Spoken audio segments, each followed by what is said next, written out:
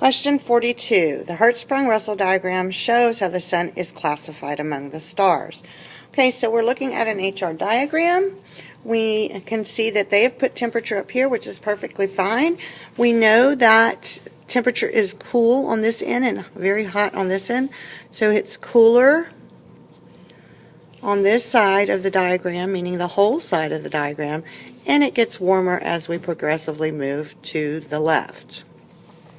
So hottest, right? So this direction across the whole diagram. All right, luminosity just means, remember, it means brightness. Another word for that would be magnitude or strength. Some people have that as well on the x-axis of the HR diagram. If we look at the bottom, it just spectral classes. This has to do with the spectral class, meaning the colors. If y'all remember, there are certain colors associated with these. The cooler stars are always going to be the reddish stars, versus the hottest stars are going to be bluish, bluish-white.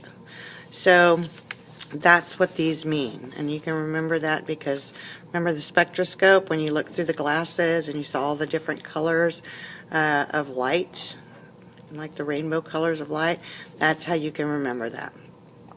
So here's our star, the sun. Remember, this diagram was based on the sun. If you know anything and understand this, we have a luminosity of 1. We're a medium size what? Yellow star. So we already know that G must be yellow.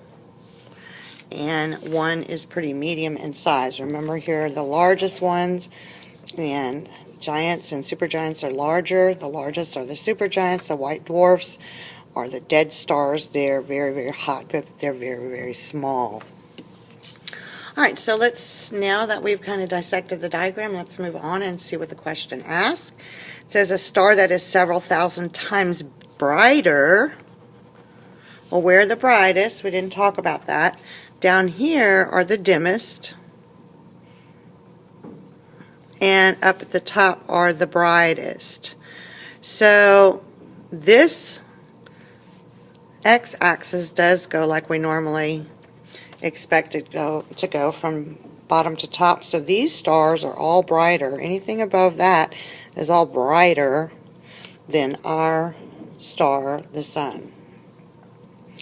Alright, so let's see. So that's several thousand times brighter than the sun with a temperature lower than 4,000 degrees Kelvin. So the temperature is lower, but the star is brighter. So if the temperature is lower, it's got to be over in here. If it's brighter, it's got to be up here. So we're looking for something in this range here, right? So let's see what our answer choices are. All right, a white dwarf in spectral class B. Well, remember, white dwarfs are definitely dimmer, right? They're lower than the sun, so they're dimmer than the sun. So that can't be our correct answer. A main sequence star in spectral class B. Well, here's spectral class B, meaning the temperature's hotter, right? We want something with lower temperature. It should be this direction here. The lower temperatures are here, so these are the spectral classes for lower temperature.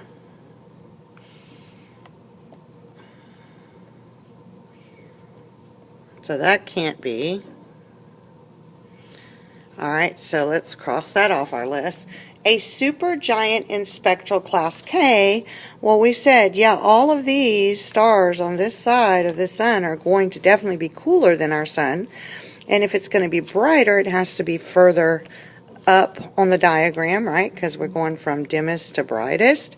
So, yeah, that's a good possibility.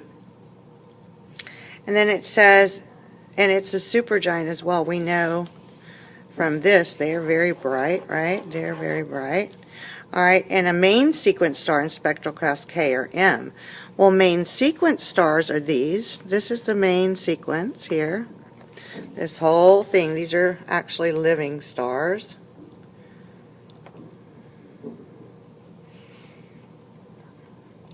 So these down here are definitely not brighter than the sun.